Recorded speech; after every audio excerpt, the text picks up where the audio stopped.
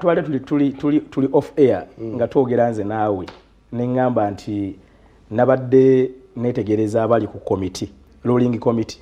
eya FUFA eyatudde nesalawo ng'ate ndaba omu kubaliko ye nanyini club yaki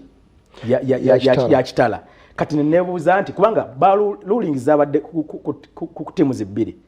club ya KCCA ne club ya Kitala okufieldinga omusambi atali mateeka eyokubiri ngeri ku club era ya Kitala ku club ya Vipers kati nebuuza nti newemba nga nze kyambadde nga nze omu kubatudde ku pano nga boogera ku kampani yange oba olina advantage y'amaanyi nnyo okudifendinga kampani yo mu butabaawaate bw'oli kati ruling ezafulumye natunuulidde ya club ya KCCA nga bagamba nti waaliwo technical error nebuuza technical error kubanga olwaliro sawa zino ku BBS singa wabeerawo ekigwawo technically era odduka eri mugundi mu control room nebagamba agundi yabaddeko kino enokubanga yakikoze yakikoze kati bw'ovaayo n'okola ruling nga ending yayegamba nti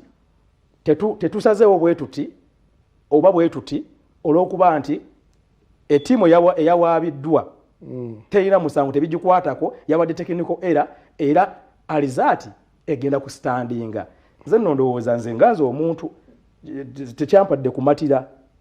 nga munnabyamizannyo ate nga agoberedde omupiira okumala ebbanga then ku ruling ya club ya Vipers Vipers eno